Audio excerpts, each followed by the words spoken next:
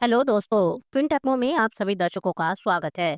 आज के इस वीडियो में हम बात करने वाले हैं जगदीप धनखड़ के बारे में।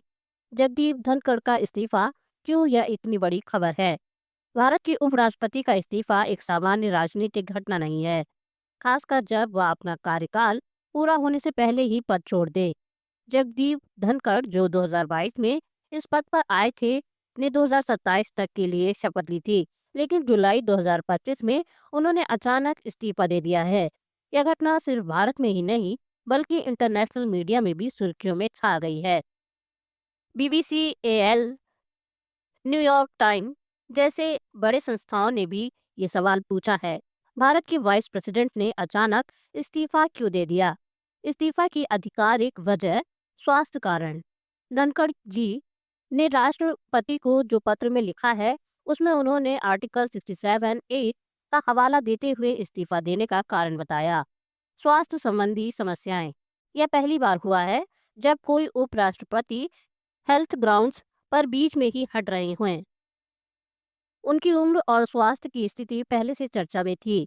मार्च 2025 में उन्होंने एम्स दिल्ली में कार्डियक प्रोसीजर करवाया था। बाद में एक सार्वजनिक कार्यक्रम के दौरान बेहोश हो गए थे, जिसका वीडियो काफी वायरल हुआ। इससे यह संकेत मिलने लगे थे कि उनकी तबीयत सही नहीं है, लेकिन फिर भी उन्होंने कुछ दिन पहले बयान दिया था कि वो 2027 तक कार्य करते रहेंगे। 10 दिन पहले दिया गया बयान, मैं कार्यकाल पूरा करूंगा। यही वो पॉइंट है जहां से स्पेकुलेशन शुरू हो जाता है।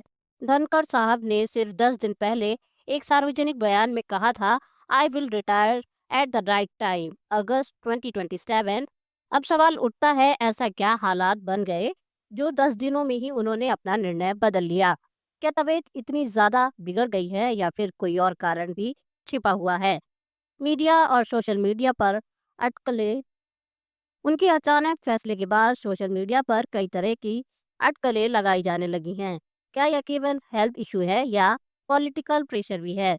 क्या वाकई वाइस प्रेसिडेंट की बोलने की शैली और जुडिशली पर टिप्पणी की वजह से कोई विवाद हुआ।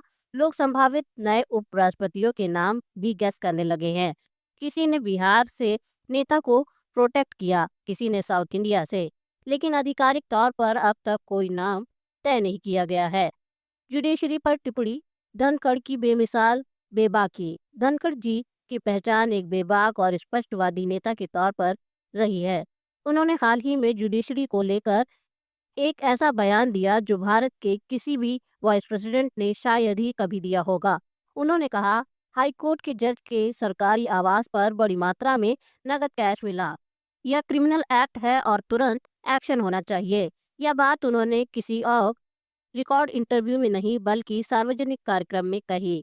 इस मुद्दे पर आज तक कोई एफआईआर दर्ज नहीं हुई, जिसे उन्होंने साफ साफ उजागर किया। यह एक प्रकार की जुडिशरी में अकाउंटेबिलिटी की मांग है, जो सामान्यतः भारत में टच मी नॉट टॉपिक माना जाता है। क्या इस बयान की वजह से इस्तीफा आया? अब यही बिंदु है और यही सवाल उठता है, क्या वाकई इस्तीफे का कारण केवल हेल्थ है या फिर जुडिशरी और सत्तारूढ़ तंत्र के साथ कोई अंत विरोध सामने आया है। उनके इस्तीफे के समय और बयान के बीच का यह सिंक सवालों को जन्म दे रहा है। इंटरनेशनल मीडिया में भी इसे पॉइंट आउट किया गया है।